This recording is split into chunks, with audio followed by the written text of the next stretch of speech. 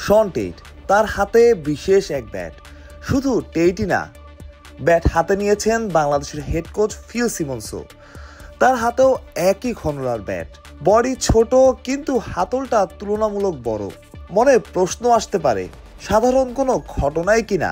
না, সাধারণ নয়। দুই কোচ একই সাথে ফিল্ডিং অনুশীলন করানো শুরু করেছেন। একজন স্লিপ ফিল্ডারদের প্রস্তুত করছেন, অন্যজন বাউন্ডারি লাইনে যারা ফিল্ডিং করতে পারেন সম্ভাব্য তাদেরই প্রস্তুত করা হচ্ছে। দুজনের হাতেই MKS এর দুইটা ব্যাট। এই দুইটা ব্যাটই বাংলাদেশের অনুশীলনের জন্য স্পেশালি তৈরি করে আনা হয়েছে এবং এর গঠন অন্যান্য ব্যাটগুলোর চাইতে আলাদা, যেমনটা আপনারা দেখতেই পাচ্ছেন। বেশ অনেকক্ষণ ফিল্ডারদের নিয়ে ব্যস্ত ছিলেন বাংলাদেশের pace bowling coach Shaun Tait, আর নজরে ছিল তার হাতের এই ব্যাটটা। তবে তখনও প্রশ্ন ছিল, এই ব্যাট কি শন টেট নিজে বানিয়েছেন নিজের জন্য?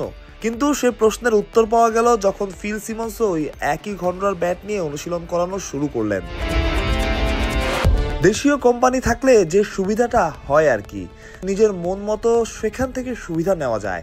তারাও নিশ্চিত করে না করবেন না। বাংলাদেশ দলের জন্য তাই বোধহয় খানিকটা লাভই হয়েছে। বিশেষ এই ব্যাট অনুশীলনেও বেশ কাজে দিচ্ছে।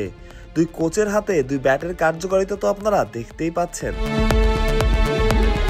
বাংলাদেশ দলে প্রযুক্তির ছোঁয়া লেগেছে, অনুশীলনেও দেখা যায় ভিন্নতা।